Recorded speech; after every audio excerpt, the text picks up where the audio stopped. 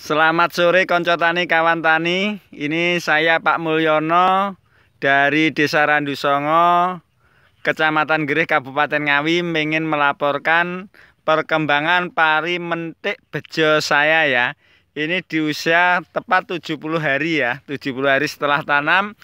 Ini murni pakai lumbung mas dan semprot ajipol.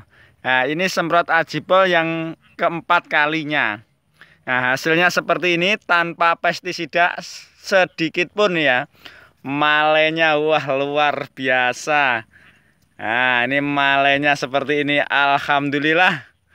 Nah, untuk konco tani, kawan tani, ini bukti bahwa pupuk lumbung mas biaya hemat, hasil meningkat.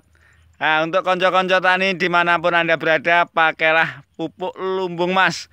Pakai lumbung mas, dijamin pasti puas.